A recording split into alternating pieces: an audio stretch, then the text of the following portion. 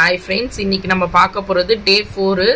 இங்கே பாருங்கள், இப்போ நம்ம ஆல்ரெடி ஸ்டிச்சிங்லாம் நம்ம செயின் ஸ்டிச்சிங் போட்டோம். இப்போ நெக்ஸ்ட்டு பார்த்திங்கன்னா இந்த மாதிரி பென்சிலில் இந்த மாதிரி நான் எப்படி வரைஞ்சிருக்கணும் அந்த மாதிரி வரைஞ்சிக்குங்க. இப்போ எல்லாமே நீங்கள் யோசிக்கலாம், எல்லாமே செயின் ஸ்டிச்சு தானே, எதுக்கு ஒரு மாடலில் நம்ம போட்டுட்டு இருக்கணும், நெக்ஸ்ட்டு பார்க்கலாம்ல அப்படின்ட்டு.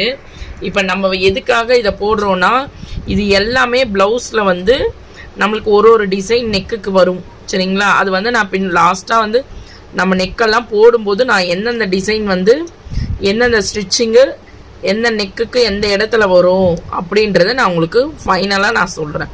அப்போ உங்களுக்கு வந்து புரியும், சரி இது வந்து நம்ம இதுக்காக தான் போட்டிருக்கோம் அப்படின்னு. இப்போ போடும்போது ஓகே, நம்மளுக்கு தான் செயின் ஸ்டிச்சு தெரிஞ்சிச்சு, இவங்க ஏன் இதையே போடுறாங்க அப்படின்னு இருக்கும் சரிங்களா. போட போட நம்மளுக்கு ப்ராக்டிஸ் நல்லா எவ்வளோ ப்ராக்டிஸ் ஆகுதோ அப்போ நம்மளுக்கு ஈஸியாக இருக்கும்.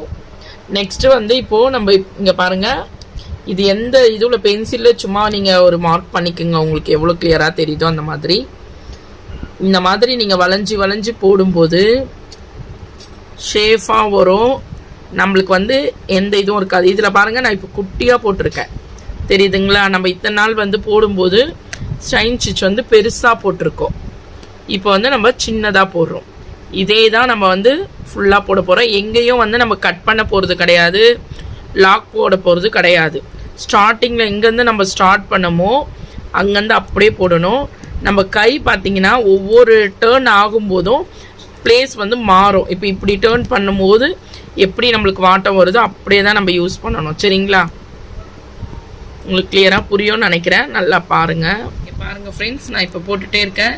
இது எதுக்காக உங்களுக்கு நல்லா ப்ராக்டிஸ் ஆகணும்னு நான் சொன்னேன்னா, நம்ம போட எந்த பக்கம்லாம் நம்ம டேர்ன் ஆகிறோமோ அப்போ வந்து நம்மளோட ஊசியில் நம்ம போடும்போது தெரியும் இந்த பக்கம் டேர்ன் ஆகணும் அப்படின்னு சொல்லிட்டு, எவ்வளோத்துக்கு எவ்வளோ டேர்ன் பண்ணணும், எந்த பிளேஸ் வரும்போது திருப்பி நம்ம அந்த ஊசியோட ஸ்டிச்சஸ் பாருங்கள், அப்படியே அந்த லைனை தாண்டி போகவே இல்லை.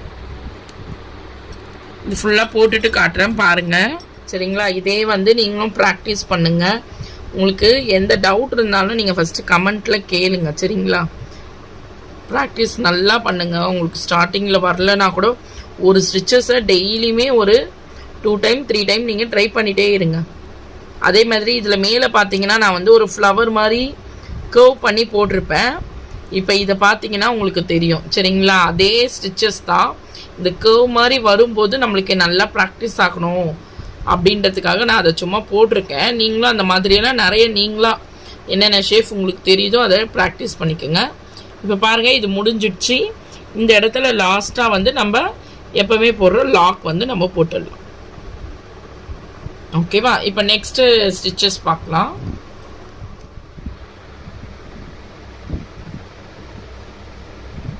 பாருங்கள், நெக்ஸ்ட்டு நம்ம ஸ்டிச் போடுறதுக்கு வந்து மவுண்டன் ஸ்டிச் போட போகிறோம். ஸோ பென்சில் வச்சு நீங்கள் கோடு போட்டுக்கோங்க, 2 கோடு சரிங்களா. கோடு போட்டுட்டு இங்கே பாருங்கள், இந்த கோடோட ஃபஸ்ட்டில் வந்து நம்ம வந்து எப்போவுமே எடுக்கிற அந்த லாக் போட்டுடுங்க, சின்னதாக போடுங்க. லாக் போட்டுட்டு அதையே அப்படியே ஸ்ட்ரெயிட்டாக கொண்டு வாங்க சைடாக சரிங்களா. வி போடுவோம்ல அந்த மாதிரி. இப்போ இங்கே ஒரு ஸ்டிச் போடுறதுக்கு எடுத்துட்டு இது பக்கத்துலேயே சின்னதாக ஒரு லாக்கு சரிங்களா போட்டுட்டு அப்படியே இங்கே ஆப்போசிட்டு இங்கே அதே மாதிரி எடுத்து இங்கே ஒரு லாக் போடணும். ஒன்றுமே இல்லை, நம்ம 2 லாக் தான் போட போகிறது. இங்கே ஒரு ஸ்டிச் போட்டு பக்கத்துலேயே சின்னதாக ஒரு லாக்.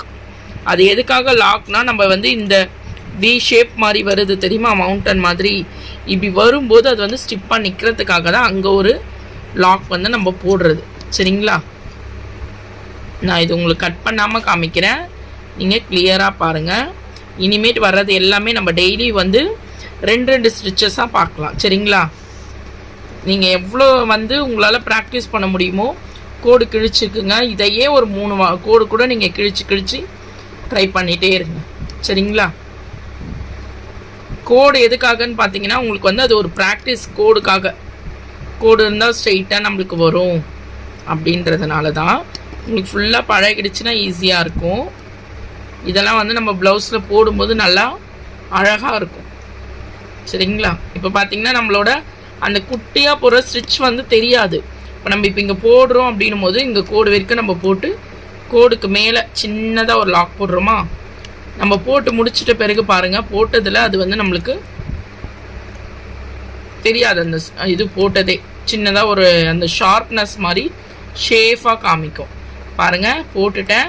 இப்போ போட்டுட்டு லாஸ்ட்டாக வந்து நம்ம அந்த எப்போவுமே போடுற நம்மளோட லாக் வந்து இப்போதைக்கு நீங்கள் மேலே நம்மளுக்கு வந்தால் கூட பிரச்சனை கிடையாது.